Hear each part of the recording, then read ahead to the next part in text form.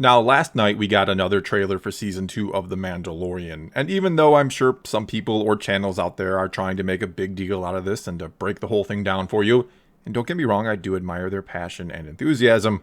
I'm going to kind of do the opposite and praise this trailer for being, well, pretty much nothing.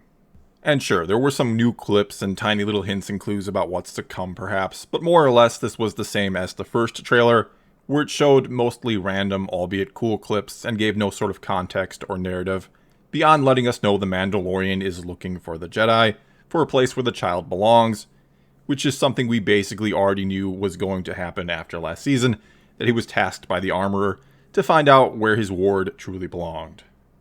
And really, probably the only somewhat big thing it revealed, I guess you could say, was that it sounds like the Mandalorian is going to try and find some more of his people that he feels like they can help guide him, which, yeah, on its own is pretty awesome and does get me hyped. And I think this could certainly allude to finding a character like Bo-Katan, who is rumored to be in this season, and is also played by Katie Sackhoff again, who voiced her in both the Clone Wars and Rebels. Not to mention, it'd make complete sense for her to show up considering her link to the Darksaber, which is now wielded by Moff Gideon, who's looking for Baby Yoda. Sabine Wren from Rebels is another possibility, I think, and she has a connection to both Bo-Katan and the Darksaber, so who knows. All I do know is we're probably going to see some Mandalorians, more Mandalorians this season, which is awesome. But beyond that one line spoken by the Mandalorian, there were really no hints or clues about anyone or anything else to come, though everyone does seem to think the Mandalorian will be crash landing on Ilum simply because there's an ice planet in the trailer, and if it is Ilum, keep in mind it got turned into Starkiller Base, which would imply a possible link to the sequel trilogy, which I know many would prefer not happening, so we'll have to see about all that. Anyway, here, I couldn't be happier that they didn't spoil anything else in this trailer or in the first one. I couldn't be happier that we didn't see Boba Fett or Ahsoka or anyone else like that. And honestly, I wish the fact that they're supposedly going to be in this season, keeping in mind it still hasn't been officially confirmed, I wish it had never leaked. I wish we were going into this season completely blind, or with just the little bits of information we've got from these two trailers. Because I do think knowing and waiting for a character like Ahsoka or Boba Fett to show up is kind of like a double-edged sword in a way, where we're not going to be quite as excited when they show up as we would have been if we hadn't known it was going to happen, and where we're now going to be upset if they don't show up because we're expecting them, whereas otherwise we would have been thrilled if they showed up, and we wouldn't have been upset if they didn't show because we would have no reason to expect them.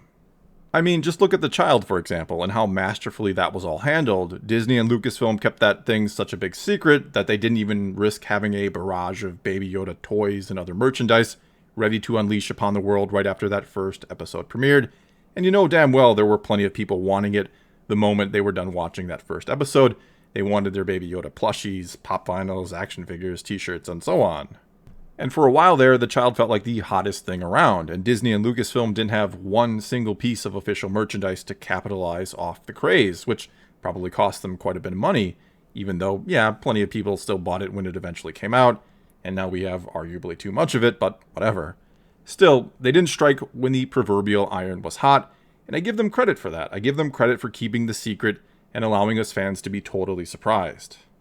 And sure, maybe they didn't know quite how popular he'd turn out to be, and if they did, they may have played it differently. They may have then risked the secret getting out in order to have some merchandise ready upon release. Who knows? All I do know is they didn't do that, even though they had to suspect they were onto something big. Hell, they more or less risked the entire success or failure of the show on Baby Yoda, on people accepting him and not finding it silly or cheesy or just being disappointed that this is what the show would center around.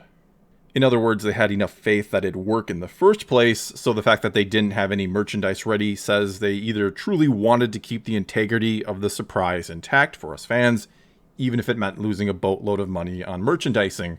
or, and it's likely this to some extent, they were worried if it leaked early, if before the first episode aired, we were seeing all this Baby Yoda merchandise, even if it was just leaked images from Chinese factories or whatever, we would reject it. We would think they'd lost their minds at Lucasfilm, and we're doing something ridiculous. Because let's be honest, there is a portion of the fan base who is looking for Disney to make mistakes with Star Wars and to pounce when they do, and for better or worse, a lot of people would have attacked if they'd seen Baby Yoda early and or out of context, or if they'd heard the premise was going to center around him, and that goes for me too. I myself would have been highly skeptical if I'd seen or heard beforehand that the Mandalorian protecting a baby Yoda was what the show was going to be all about. Anyway, here, briefly going back to the Season 2 trailers, I do like the approach and the confidence they show with them, that they don't feel like they have to drop major spoilers to get people interested and excited, that they feel like you enjoyed Season 1, so you're going to enjoy this season, and we don't have to go out of our way to prove it to you. Even though, for all we know, I guess, Lucasfilm wanted those leaks to come out about those characters being in Season 2 in order to get people hyped without officially having to spoil it. But then again, considering how Baby Yoda was handled, I'm going to give them the benefit of the doubt in this case and say they didn't want those things to be leaked, especially someone like Dave Filoni who does like to keep his secrets, because Filoni very much does give the impression that he's all about the story and how it eventually gets presented, more so than merchandise and all that, though I'm sure there are plenty of bigwigs at Disney and Lucasfilm who worry about that aspect and may have influence over how Filoni handles things. So anyway here, just like with the first trailer for Season 2 of The Mandalorian, I ended up loving it more for what it didn't show than for what it did. I love that outside of those damn pesky leaks, we have almost no idea what to expect out of Season 2. I love that we're going in blind and we can just let the story unfold before us without waiting for this or that to happen, because we saw it in a trailer. And kudos to Disney and Lucasfilm on this one for the way they've handled this show so far. This is the way to handle Star Wars. Well, that's all I've got for you this time. Now it's your turn to tell me what you think of the new trailer. Are you happy or disappointed that it showed so very little? Do you prefer when we get things, shall we say, spoiled or hinted at in a trailer? Or do you prefer the bare bones approach and letting all the big things happen in the actual show? Whatever the case may be, leave a comment below, and let's talk some Star Wars. And until next time, thanks for watching.